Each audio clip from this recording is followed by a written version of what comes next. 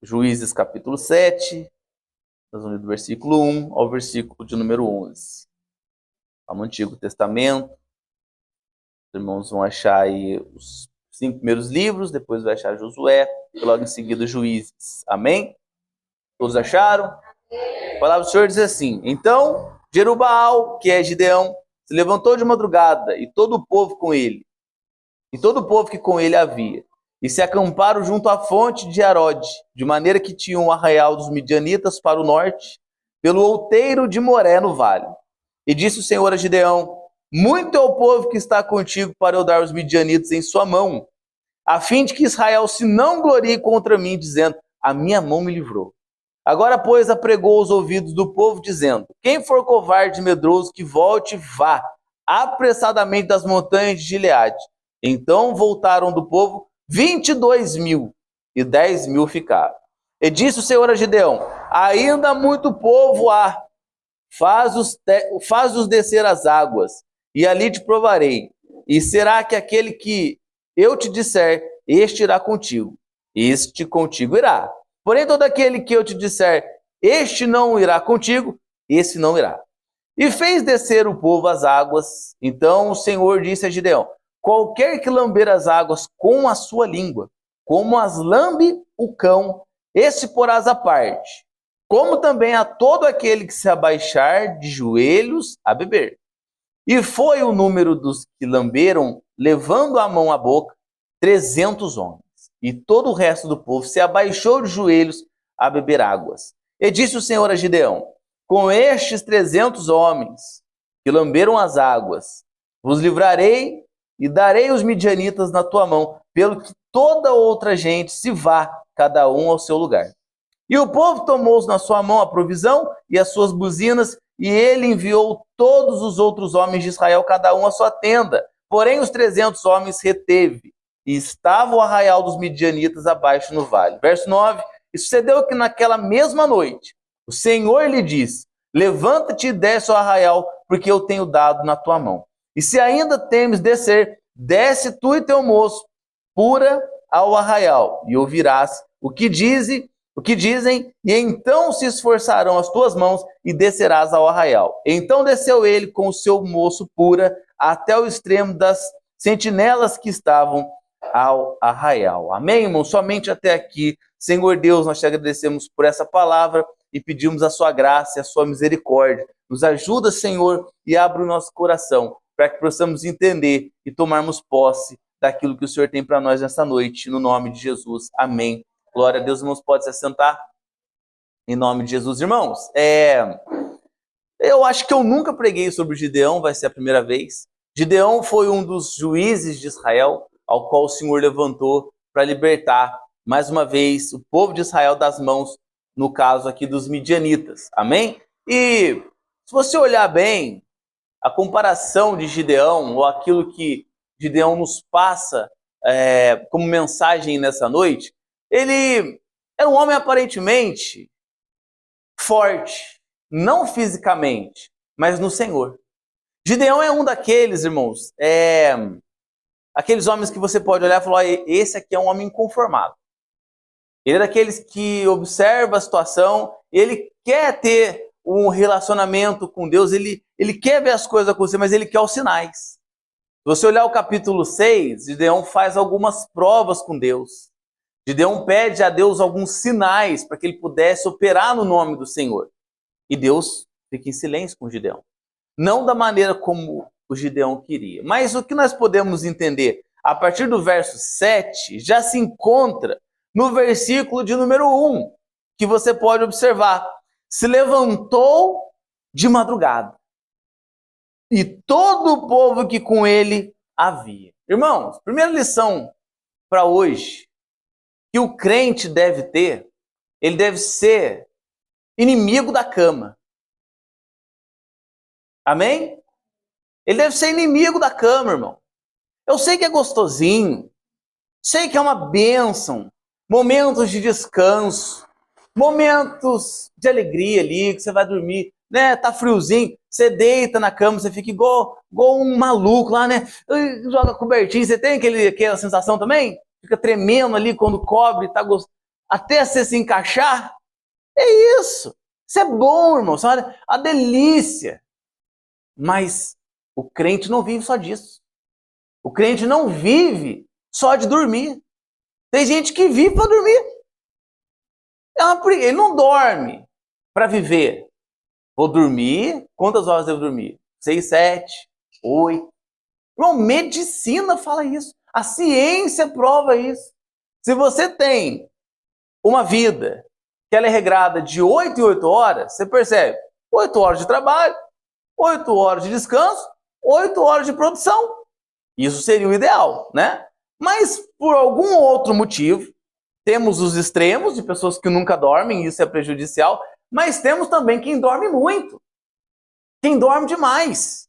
Eu não estou aqui falando que o sono é do demônio, não. O descanso é de Deus, mas ele tem os seus períodos.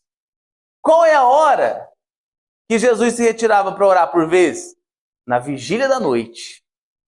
Horário compreendido entre a madrugada. Se você olhar, por exemplo, quando que Pedro teve um encontro com o Senhor lá no meio das águas? Na madrugada. Era período noturno. Se você olhar aqui, por exemplo, Gideão, qual é o horário que Gideão se levantou? De madrugada. Sozinho? Com a sua tropa. Com aqueles ao qual o Senhor iria usar mais à frente para dar livramento ao povo. Então a primeira coisa que nós temos que ver na vida de Gideão, antes dele obter as vitórias, ele estava em prontidão logo pela manhã. Irmão, isso para nós é inegociável. Às vezes pelo período de trabalho, né? Por exemplo, o irmão Alisson trabalha à noite, chega em casa pela manhã. Então ele vai inverter a ordem, mas ele vai manter esse padrão. Amém? Ele só vai adequar a sua rotina. Mas nós, que temos aqui a nossa rotina de trabalho normal, isso aqui não é novidade. Acordamos de manhã, temos o nosso momento com Deus, as batalhas são vencidas, irmãos, antes do nascer do sol. O maná era distribuído que horas? Pela manhã.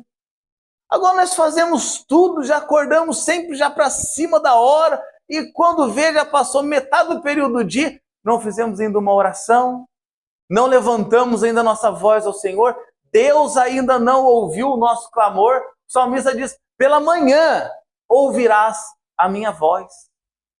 Irmãos, são os melhores períodos do dia para oração, são pela manhã.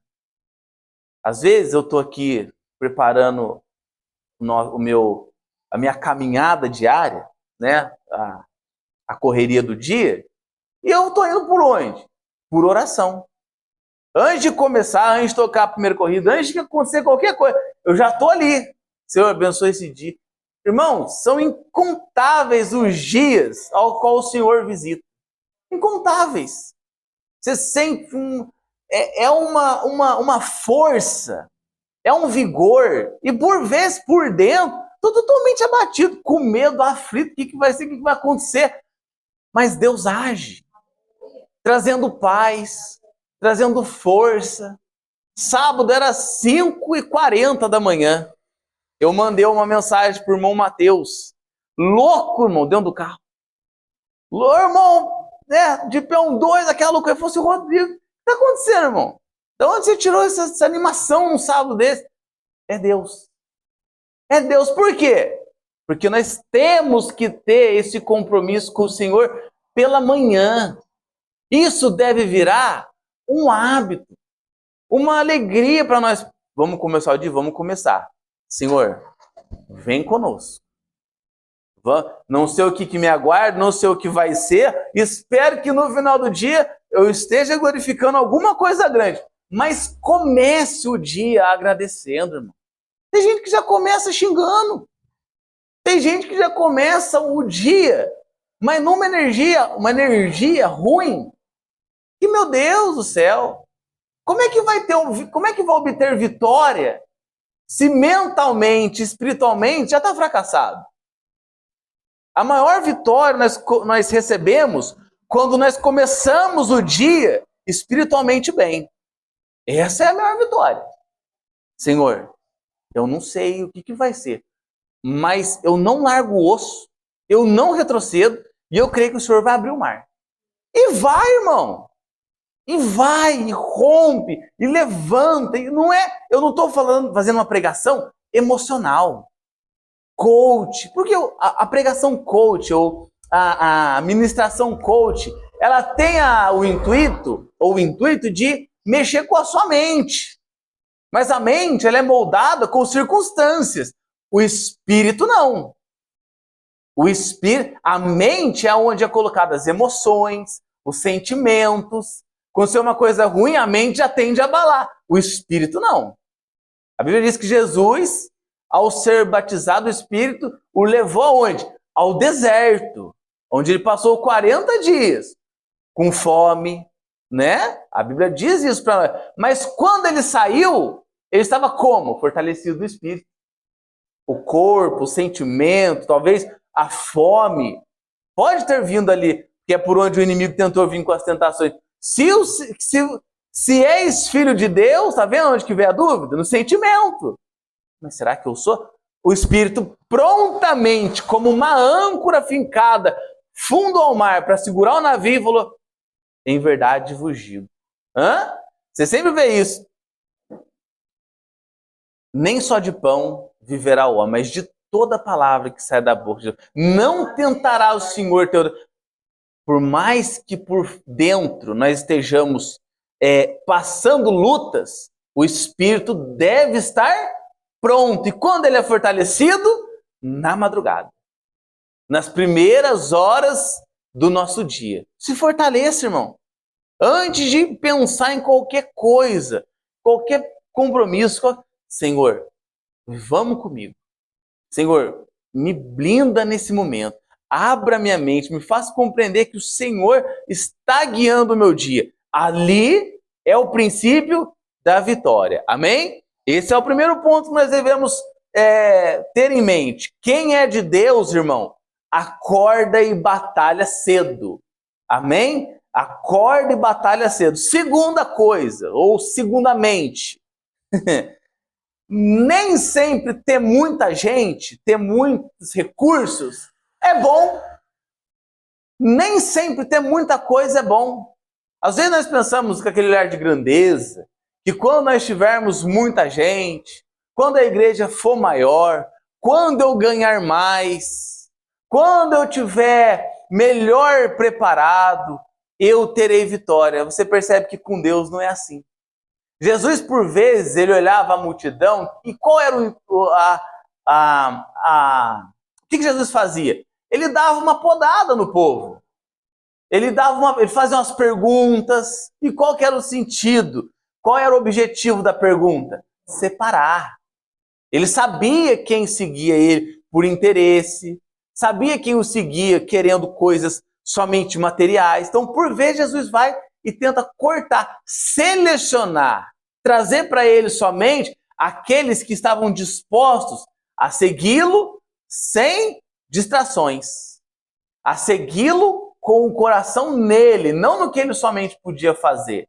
E aqui, a ordem a Gideão é a mesma coisa. Gideão, tem muita gente com você. Gideão se levanta, a primeira vez, com 32 mil pessoas com ele. 32 mil.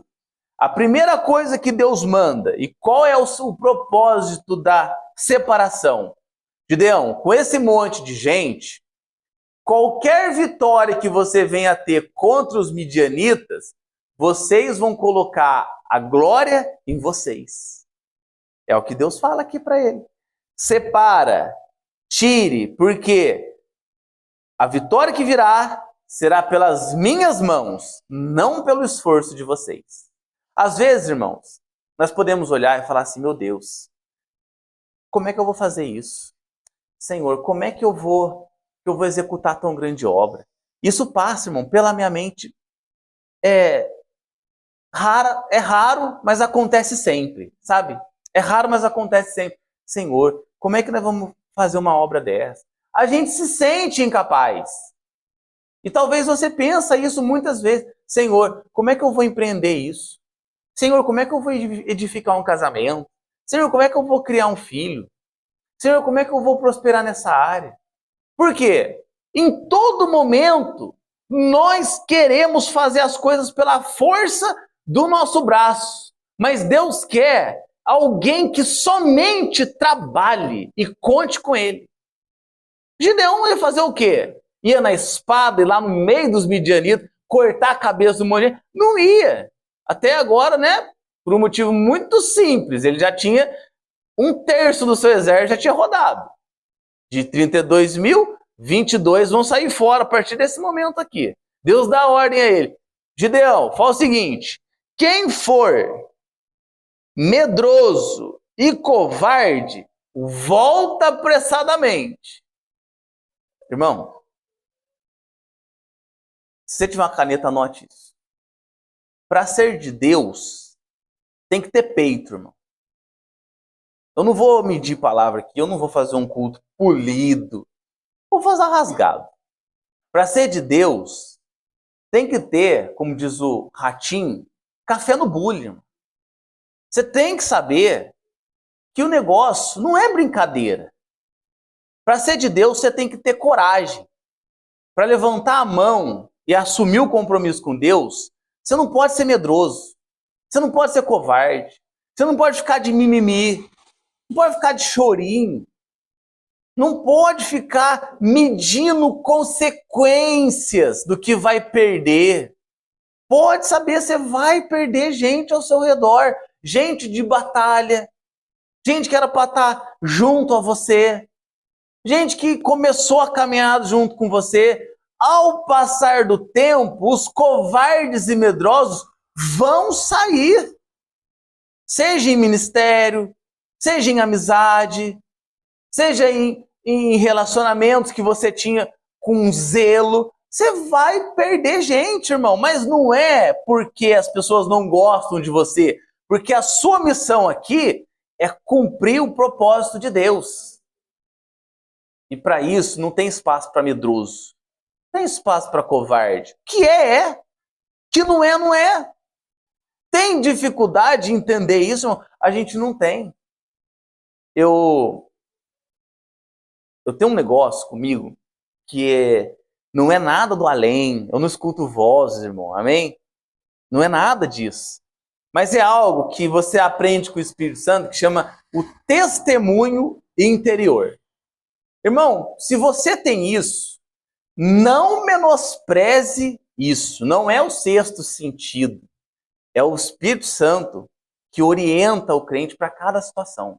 Seja ela independente qual for. E o meu, né, o nosso aqui em casa, é principalmente em compromissos. Existem alguns compromissos que ao receber é tranquilo.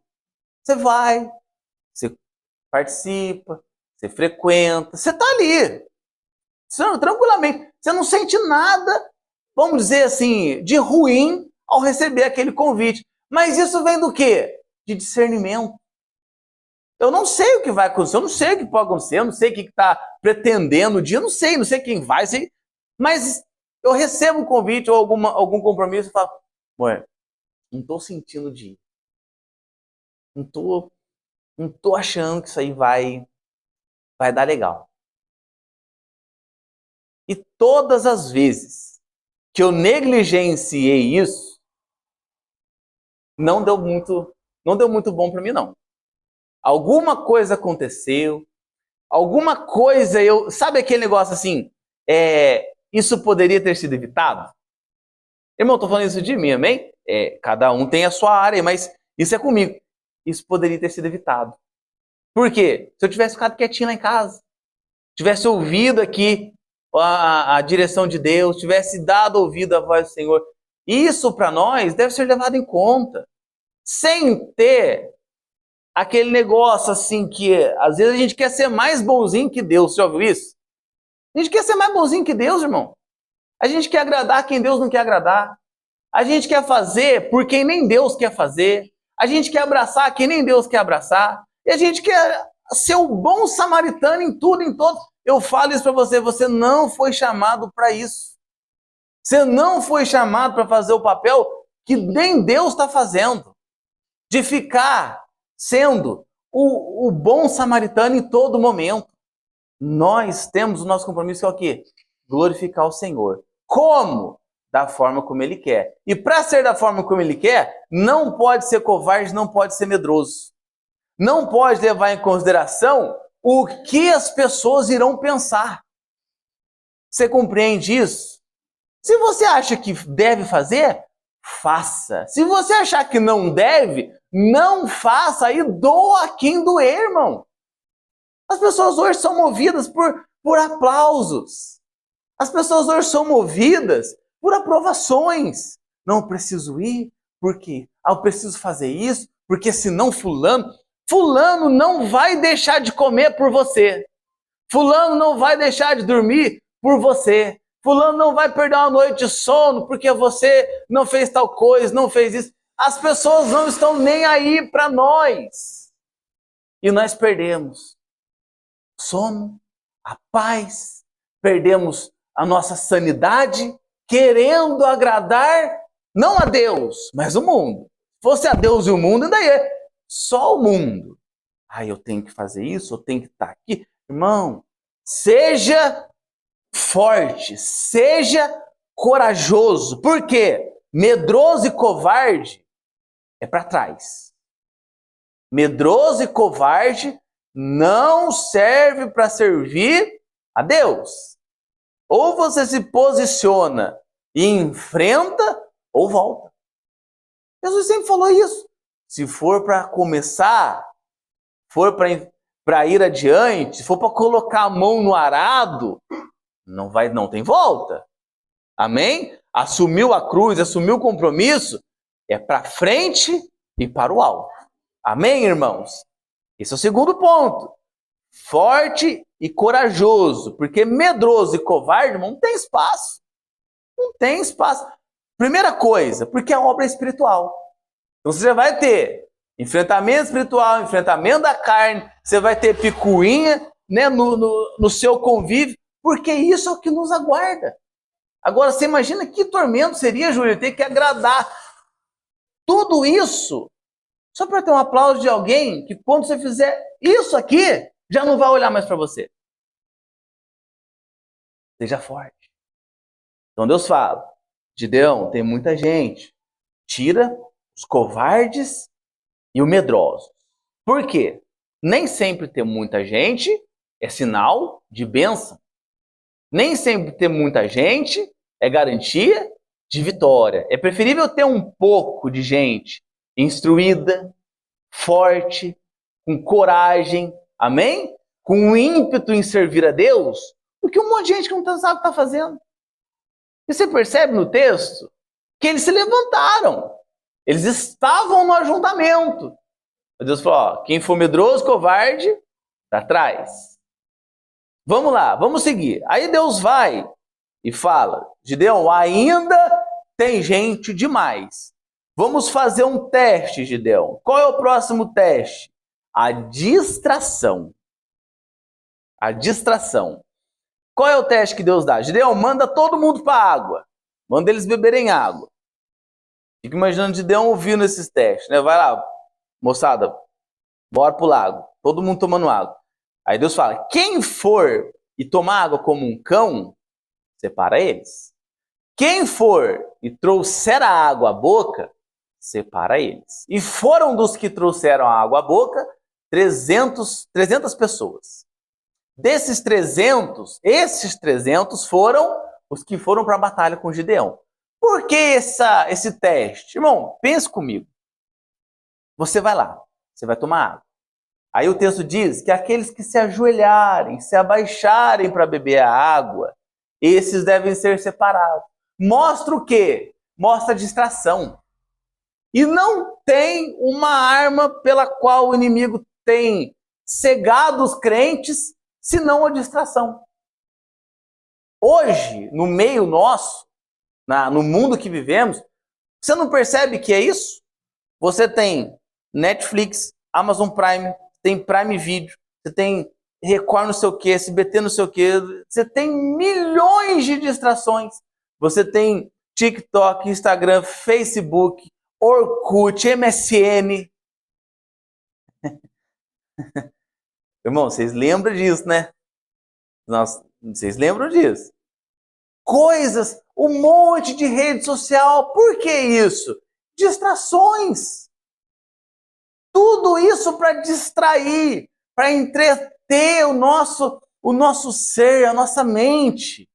Para nos dar ali uma coisa. Aí você abre um Instagram, logo você abre um TikTok, logo você abre o Facebook. Você imagina que você faz isso e fica 5 minutos em cada uma delas. 5 minutos, né? Para ser econômico. É 15 minutos que você perdeu rapidamente, sem perceber. Sem perceber. Você vai fazer alguma coisa, põe o leite para ferver, pega o celular para ver uma mensagem no WhatsApp. Quando você vê o leite, já... distração. Distraído, tá? Se perdeu, foi embora. E são esses distraídos que ao ver a água, vão de sede, vão com toda a sede ao pote e perde a percepção da batalha. E estes distraídos, Deus diz para Gideão, separa, não serve. A esses distraídos, tira fora, porque eles não servem para a batalha. Por quê, irmão? Pensa que a missão de Gideão era levar o povo à guerra, com pessoas que tinham soldados incontáveis para batalhar. Mas você imagina um soldado em batalha? Ele está ali, ele está combatendo, a tropa dele está lutando, ele está ali, e o líder Gideão dando ordens ali, olha, vai para lá, faz isso, e está todo mundo. Aí daqui a pouco tem um lá no meio. Deixa eu tomar uma aguinha aqui agora, uma aguinha. Aí ele vai tomar uma aguinha, ele deixa tudo de lado. Eu vou dar um exemplo aqui para você que eu passei, isso foi legal. Tinha um soldado lá, na minha época de recruta, pensa no menino desligado, irmão. Nossa, ele era o melhor do batalhão. O apelido dele era Estrelinha, porque quando ele foi entrar no recrutamento, ele levou um estojo da irmã dele, que era rosa cheio de estrelinha. Aí, já viu, né? O Estrelinha. Nós fomos para o acampamento. No acampamento você leva o seu capacete, você leva o mosquetão para instrução, a sua mochila, vai de boot, fardamento, tudo completinho. Um soldadozinho básico ali, padrão. Aí, irmão, chegou um momento, como o Gideão chegou, momento esse que não é um momento crítico, necessidade básica, tomar água, necessidade básica. Mas não é porque é uma necessidade que você tem que você deve fazer de forma a ser distraída. Não, eu tenho uma necessidade, mas ainda assim eu estou ligado no cumprimento da missão. Você tem necessidade de descansar, como eu disse aqui ao buscar o Senhor pela madrugada. Mas nem por isso você vai descansar a vida inteira. Não se distraia da sua missão de servir o Senhor. Aí tá lá o soldado lá, eu esqueci o nome dele, o Estrelinha. Ele tá ali, vai descansar, deram a ordem para descanso. Mas, irmão, você tá num acampamento, ambiente hostil. Todo descanso é cercado de perigo. E não foi diferente nesse dia. Chegaram lá, abordaram lá o QG dele. Irmão, pegaram dele o fuzil, pegaram dele o capacete, pegaram dele o cantil, pegaram tudo dele. E o infeliz ainda arrancou o boot. Quem queria dormir gostosinho, irmão? Quem queria dormir, Gabi, na paz do Senhor, no meio do acampamento. Queria dormir. Arrancaram eles, tudo que ele tinha. Deixaria só com o fardamento e a meia. No outro dia, tocou alvorado, fomos entrar em forma. Todo mundo, bonitinho, cara, pintado e tal. Chega ele, irmão. Chega ele lá. Ai, Senhor, cadê minhas coisas? Cadê? Irmão, ele não tinha nada. Tava tudo no canto lá. Mas pensa no que esse menino pagou. De flexão, de correr, rasteiro, não sei o que lá. Por quê? Não serve pro combate, irmão. Serve pro combate. No combate, pra você dar uma descansadinha, você encosta, uma mochila no outro, com um fuzil no meio das pernas, enrolado na bandoleira. E ali, ó, você tá aqui, tranquilo, atento. Você fecha o olho com o olho aberto. Dá para entender esse mistério? Esse mistério é para quem gosta de mistério. Você dorme com o olho aberto, por quê? Você não pode perder o foco. Você não pode saber que você está numa missão, num compromisso. Você está rodeado do perigo. Diferentemente do outro soldado que estava junto comigo lá, esse aí mostrou que ele estava atento, irmão. Ele estava lá na hora. Pertinho, tudo escuro, tudo tranquilo. Daqui a pouco vem. Os irmãos já viram aquelas roupas de combate, onde ele parece um monte de trapo, um monte de fiapo preso assim? Você acha que é uma árvore, o carinha lá, de pé. Só foi se aproximando, irmão. A hora que eu me dei por mim, tava eu acho que é o Wendel o nome dele, o Wendel, rodando com o instrutor, ladeira abaixo, irmão. Os dois, um enroscado no outro. Resumo da ópera. O instrutor perdeu a pistola no meio do barro, acabou a missão ali, acabou a instrução ali, ele começou a gritar porque perder material bélico é crime militar. O medo dele era ter que responder por isso. Foi todo mundo ajudar o instrutor a achar o armamento. Por quê? Ele não estava dormindo em serviço. Ele estava atento. Ele estava esperto. Ele protegeu a sua guarnição, protegeu aqueles que estavam com ele. Mas no mundo espiritual a gente acha que não existe isso. Você percebe o tanto de crente que está dormindo espiritualmente, irmão. Você tem uma missão que é libertar o seu povo. Você tem uma missão que é guardar a sua casa. Você tem uma missão que é guardar a sua coroa para que ninguém a roube. Você está lá. Muito mais importante que um capacete na cabeça do soldado é a coroa que foi posta na sua. E ela não pode ser roubada. Não pode. Mas como é que você vai mantê-la aí? Se você não for um distraído. Se você não for aquele, eu tenho uma necessidade agora. Vou relaxar. Tira tudo. Abandona a leitura da palavra. Abandona o compromisso com Deus. Abandona a presença. Abandona tudo que teve de ensinamento. Agora eu estou aqui para descansar. Você percebe isso no final de ano? No final de ano as pessoas tiram férias do crente, do crentez. E fica louco. É sério, eles voltam a ser crente em janeiro, fevereiro. Não, vamos melhorar. Voltam a ser crentes lá para março. Porque tem o quê em fevereiro? Vocês estão espertos, irmão. Vocês vigiem. Vocês vigiem. Lá para março. Março eu volto, irmão. Porque dezembro tem as festas, os parentes vão em casa, eles gostam de tomar os negócios, nós vamos colocar lá. Esquece de tudo. Distrai a mente, distrai tudo que aprendeu e deixa. Sabe, vai tomar água, ele está lá. Distraído, esquece da vida. O que Deus fala aos distraídos? É para lá, para trás. Manda cada um de volta para sua tenda, para o seu arraial. Por quê? Vocês estão muito distraídos. E o nosso mundo de hoje, ele é apelativo para isso. Para distrações. Você acha que hoje Satanás está preocupado em arrancar você daqui? Você acha que a maior preocupação do Satanás hoje foi assim, eu preciso arrancar os crentes da igreja hoje? Nem um pouco, irmão. Nem um pouco. Isso aqui é ficha para ele. Não está preocupado se as pessoas estão indo para a igreja. Ele está preocupado em distrair aqueles que estão na igreja. Ele quer distrair a liderança, ele quer distrair os membros, ele quer colocar na visão dos membros tudo menos a glória de Deus. Quer colocar no membro, olha como é que esse pastor prega.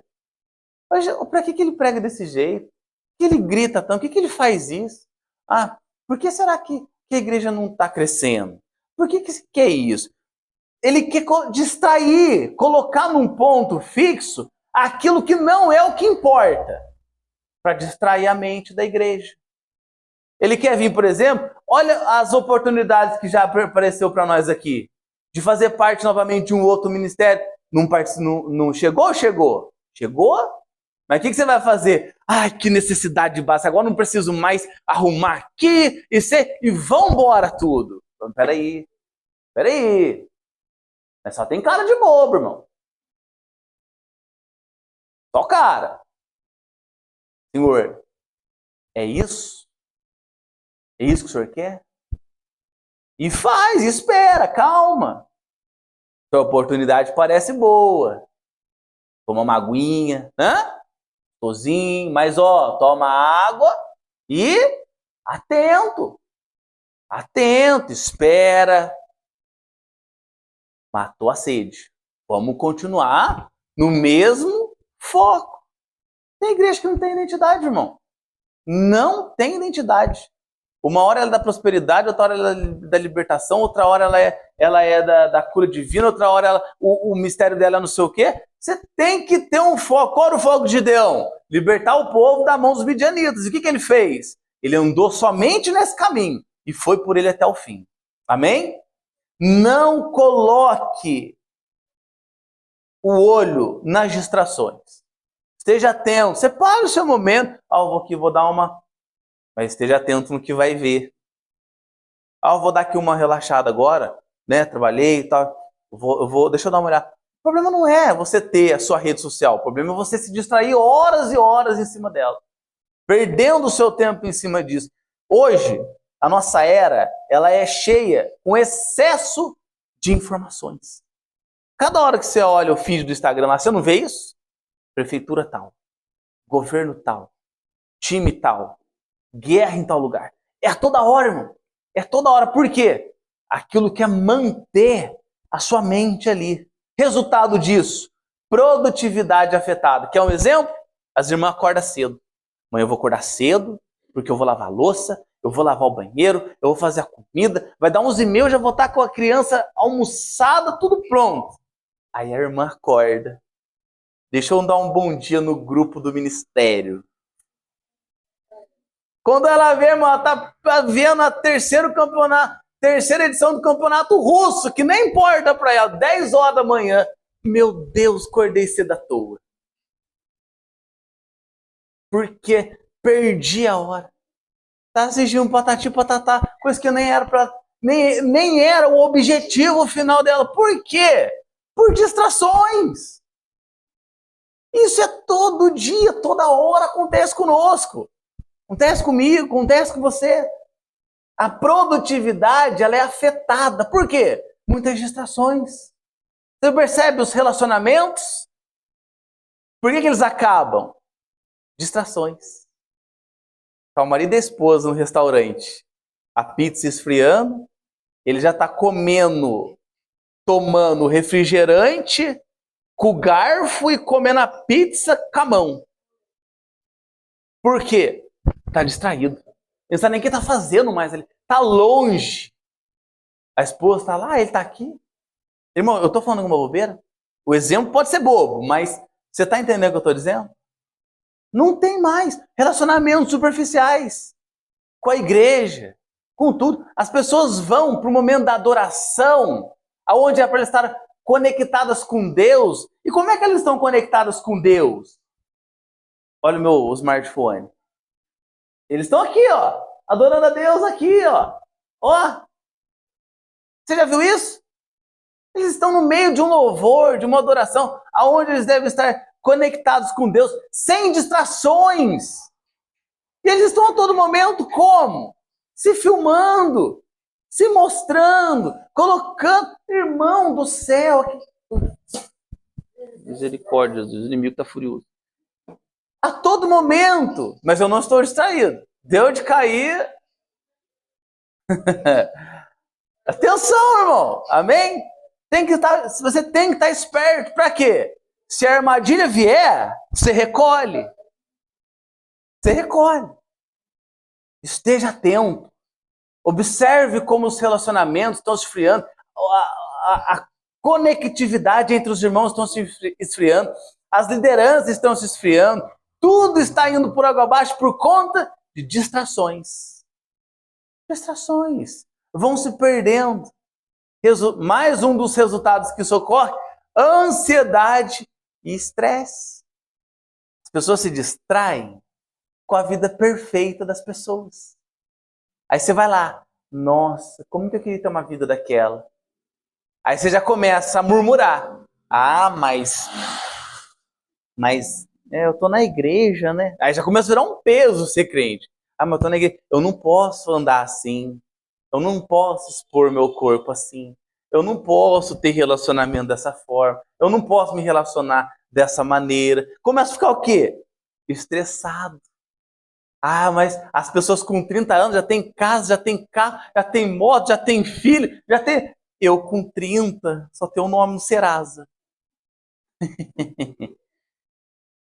Você começa a ficar ansioso, estressado. Por quê? A mente foi fragmentada e sobrecarregada pela correria e falta de foco, falta de objetivo. Teve um policial que estava dando uma aula, estava dando uma instrução numa sala de aula, parte teórica. E eu lembro que a frase que ele dizia era: a longo prazo eu não perco. A longo prazo eu não perco. O que ele quis dizer com isso? Você não precisa ter velocidade, você precisa ter foco. Você precisa saber que você não pode se distrair. Você está numa luta para baixar seus gastos no cartão de crédito, não se distrai com a Shopee. Glória a Deus, irmão. Não se distraia com a Shein. Tira aquela notificação, Shopee, todo dia, toda hora. É 9 do 9, é 10 do 10, é 11 do 11, é 12 do 12. Eles vão vir, irmão, com força total para cima de você. Meu carrinho tá bombando lá, mas mantém. Não perca o foco. Seu foco é o céu. Não perca o foco com as distrações.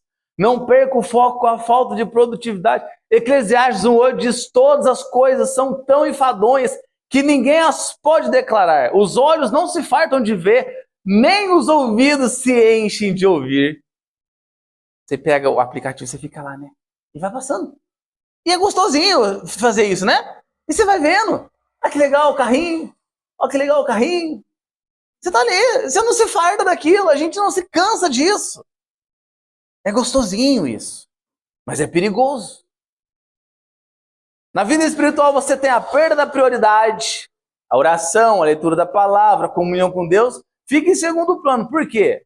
Irmão, isso é viciante, é perigoso. Não somente redes sociais, tudo quanto vier para ocupar o lugar de Cristo é viciante. Você começa a orar, daqui a pouco você escuta um barulhinho, você fala: com quem será que é? Pronto. Até você voltar no centro novamente, seu coração já foi dividido. Percebe como é sutil? Sua mente já buscou o que pode ser, enquanto você ainda está falando com Deus. Você imagina que eu estou falando com a minha esposa aqui, eu escuto um barulho lá dentro, ela está falando comigo, eu estou lá. Eu tenho que desligar lá e prestar atenção nela aqui. Amém? Isso é o quê? Manter o foco em uma coisa. Por quê? Depois ela vai falar assim: o que eu falei para você lá fora? Por isso que tem um monte de gente que vem para a igreja e depois não percebe o que Deus falou, porque não estava ligado. Estava aqui dentro, mas estava com a mente lá na conta de amanhã. Estava aqui dentro, mas estava com o negócio que vai receber só ano que vem, só nem você vai estar vivo. Só nem você vai estar vivo. Ah, mas tem que tirar habilitação de trem. Irmão, sabe, coisas assim que fica ali viajando dentro da igreja. Ah, preciso comprar ração pro meu cabrito. Não se distrai, irmão. Porque com essa distração, em seguida vem o esfriamento espiritual. E, consequentemente, a desatenção ao propósito. O propósito de Deus: trazer o povo de volta. Ganhar, retomar, trazer vitória a Deus para o povo de Israel. Mateus 13:22 diz: o que foi semeado entre os espinhos e o que ouve a palavra, mas os cuidados deste mundo e a sedução das riquezas sufocam a palavra e ela fica infrutífera. O que ele está falando? Do solo. Você percebe que esse solo recebeu a palavra. Ele foi semeado, porém, entre os espinhos. Ou vamos melhorar, entre as distrações.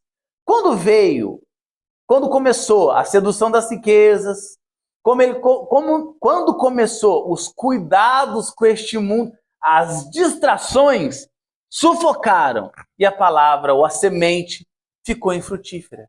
Nós não podemos ser assim. Devemos manter o nosso foco. Por exemplo, você vê Marta e Maria, uma manteve, a outra se distraiu. Você vê Pedro no mar, Mateus 14:30. Enquanto ele olhava para Cristo, o que ele fez? Ele caminhou. Mas quando ele se distraiu com as águas e se distraiu com o vento, o que ele começou a fazer? Ele começou a flutuar? Não, ele começou a afundar. Assim é a nossa vida. Você pode ver, por exemplo, o jovem rico. Qual foi a distração do jovem rico? As riquezas. Não conseguiu seguir a Cristo. Por quê? Ficou distraído com o pouco. Jesus, o exemplo de quem nunca se distraiu, pois manifestou o firme propósito de ir para Jerusalém. Você tem esse propósito? De ir para o céu? Lucas 9:51, palavras de Jesus, isso. E manifestou o firme propósito de ir para Jerusalém. As consequências, mais uma delas, vida cristã rasa e sem fruto. Conhece alguém assim? Uma vida cristã rasinha, sem fruto, por quê? Vive distraído. Falta discernimento espiritual para essas pessoas. Porque a todo momento a vida delas, você converte. Ah, mas ela está na igreja. Mas ela não tem um assunto de igreja. É 2, 3 horas conversando, só tem coisa secular. Ele não consegue falar, irmão, Deus é bom. Nem isso sai. Ou não são glória a Deus, só não. Por quê? Eles estão na igreja, mas estão distraídos. Eles estão no meio da congregação, mas estão fora da conexão com Deus. São vulneráveis às tentações, são incapazes de cumprir qualquer missão dada por Deus. Por quê? Se distrai facilmente. Você vai falar, irmão, 6:30, você abre o portão da igreja. Aí 6:30 ele vê um pardal parado no fio. Aí dá 6:30, 6:40, 10:07. Os irmãos chegando, ele tá lá vendo um pardal parado no fio. Por quê? Eles são facilmente distraídos por qualquer coisa que você tem os olhos para isso hoje. Amém? Que você tem os seus olhos para isso hoje. O exemplo nosso de atenção é o Senhor. Enquanto os soldados distraídos perdiam guerra sem lutar, Cristo não se distraiu em sua missão. No deserto, ele não se distraiu com pão ou glória do mundo. Mateus 4. No ministério, ele não se distraiu com aplausos ou ameaças. Amém? Percebe quando ele multiplica os pães? Glória a Deus, que milagre. Mas você percebe também quando os fariseus se levantam contra ele? 12:8. Manifestou no semblante a firme decisão para ir para Jerusalém. É uma nova tradução de Lucas 9:51. No Getsêmani, mesmo angustiado, ele não se distraiu, porque qual era o propósito? A cruz. Você imagina se o Senhor tivesse se distraído naquele momento? O que seria de nós, irmão? Agora, você imagina se você se distrai. O que vai ser da sua casa? O que vai ser do seu ministério? O que vai ser da sua vida com Deus? A todo domingo, irmão, toda quarta-feira, eu tenho milhões de distrações, coisas que vêm para tentar tirar o foco, Mas tem que falar, não, peraí. Domingo eu tenho que fazer uma consagração. Domingo eu tenho que me esforçar mais na leitura da palavra pela manhã. Porque qual é o foco? Qual é o objetivo? Qual é o propósito?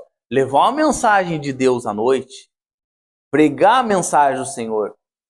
Jesus aqui no Getsêmani, depois de vencer qualquer tipo de distração, ele diz, está consumado. João 19:30. Está consumado. Quando você ouvir isso, irmão, aí cessa o seu labor. Aí cessa a sua luta. Aí cessa qualquer problema com qualquer distração. Somente quando a missão for cumprida. Aí você vem aqui para Gideão, verso 6. E foi o número dos que lamberam levando a mão à boca. 300 homens. Vamos aqui adiantar um pouco à frente. Verso de número 8. E o povo tomou na sua mão a provisão e as suas buzinas, e ele enviou todos os outros homens de Israel, cada um a sua tenda. Porém, os 300 homens reteve e estavam no arraial dos medianitas abaixo no vale. Sucedeu que naquela mesma noite, aí é o dia do combate, levanta-te e desce ao arraial, porque eu tenho dado na sua mão. Deus tinha dado a ordem para que aqueles homens fossem à batalha. Por quê? A batalha já estava ganha para eles.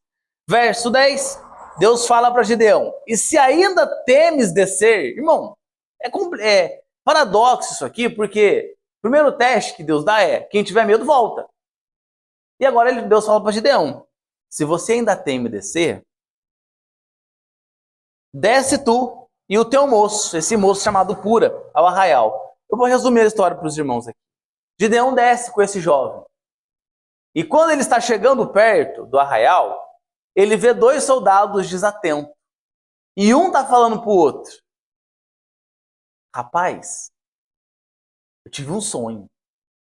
E no sonho, eu via que esse arraial aqui ele estava sendo rodeado. E nós perdíamos a batalha. E Gideão ouvindo isso. Eu fico imaginando Gideão pensando, né? É Deus tocando, é Deus trabalhando. Aí daqui a pouco, o outro soldado, o midianita, fala para esse que teve o sonho. Rapaz, isso não é senão outra coisa, senão a espada de Gideão. Você imagina a alegria de Gideão vendo aquilo. Os sinais que Gideão pedia, o fortalecimento que Gideão pedia, veio agora. A força que Gideão pedia, veio naquele momento. Por quê? Porque Deus queria encorajar ele. Deus queria que ele falasse, a vitória é sua, Gideão. Somente não se distrai. Você consegue crer nisso, irmão? Você consegue crer que você tem promessa de Deus? Os irmãos com caneta aí, guarda isso aí, ó. Você tem promessa de Deus, eu também tenho promessa de Deus. Mas para quem é que essas promessas irão chegar? Para quem for forte e corajoso.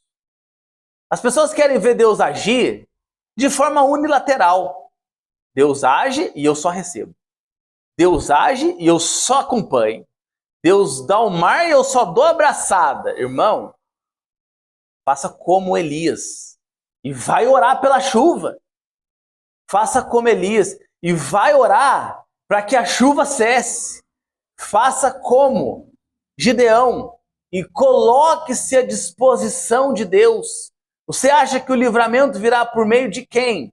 Faça como Finéias, em Números 24. Se ponha no meio do arraial, fira quem estiver errado, para que o livramento venha por meio de você. Nós queremos ver somente as coisas caírem do céu e como um ato impetuoso. Toda promessa para ter o seu cumprimento resolvido deve ter alguém disposto a lutar em meio à fenda. Coloque aí, irmão. Pare no meio dessa fenda e fale, peraí, está um buraco aqui, está uma trinca no meio desse muro. Eu vou edificar esse muro. Custe o que custar, o tempo que custar, a luta que for, que eu tenho que acordar mais cedo, que eu tenho que dormir mais tarde, que eu tenho que passar mais tempo orando, que eu tenho que fazer do inferno alguma coisa. Mas algo vai acontecer aqui. As pessoas perderam essa força. O crente perdeu o brilho nos olhos pelo céu. Acho que Deus vai ficar ali com ele apanhando ali, apanhando.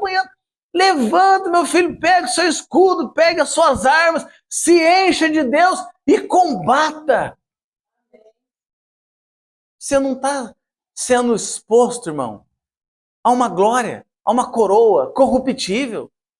Você está sendo exposto à coroa incorruptível que Deus tem para os seus. E essa promessa já está feita. E o cumprimento dela é a sua resposta quanto a isso.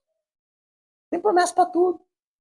Tem promessa financeira, tem promessa emocional, tem promessa familiar, tem promessa de Deus para todas as áreas da sua vida. Sabe quando você vai acessar isso? Quando você for obediente. Você ficar lá igual esses homens que Gideão levantou. Ai, mas tem um monte de gigante lá. O gigante vai continuar lá, irmão. Você indo ou não. Mas se você for, você tem chance de vencer. Os problemas vão continuar lá, isso é certo. Mas se ninguém se levantar para resolver, eles vão continuar lá. Deus só vai fazer por você aquilo que você não puder fazer. Deus só fez por Gideão o que Gideão não podia fazer. E o texto diz que esses homens pegaram cântaros, pegaram buzinas, e com o barulho do que eles fizeram, um midianita matou o outro. Eles nem colocaram as mãos em armas. Eu já vi pessoas dar testemunho aqui. Um exemplo bem simples. Ó, irmão, eu não estou sendo dizimista, mas eu propus em dizimar tal mês e Deus já abençoou agora. Aumentou o valor da paga, as coisas foram acontecendo e a vida foi desenrolando. Por quê? Se propôs a lutar. Se propôs a lutar. Agora, irmão, se você ficar preso dentro da sua tenda, meu filho, você ficar aí, porque alguém vai batalhar por mim, alguém vai vencer minhas guerras espirituais, alguém vai edificar o meu casamento. Meu filho, é você o Gideão da noite. A frase daqueles homens que lutaram com Gideão. Pelo Senhor e por Gideão. Pelo Senhor e por Gideão. Quando você levantar de madrugada, nas primeiras horas do dia, o que é mais importante para você? Eu gosto quando essa frase vai para Davi. É por Deus e pela nossa família. Nós vamos batalhar por Deus e pela nossa casa que foi saqueada. Você deve ter a sua nessa noite. A sua guerra, a sua luta. E levantar, e ir lutar. E ir batalhar. Senhor, eu vou me levantar hoje. Eu não sou medroso, eu não sou covarde, eu não estou distraído. E o meu foco é o céu. Fique de pé, irmão, em nome de Jesus. Glória a Deus. Louvado seja o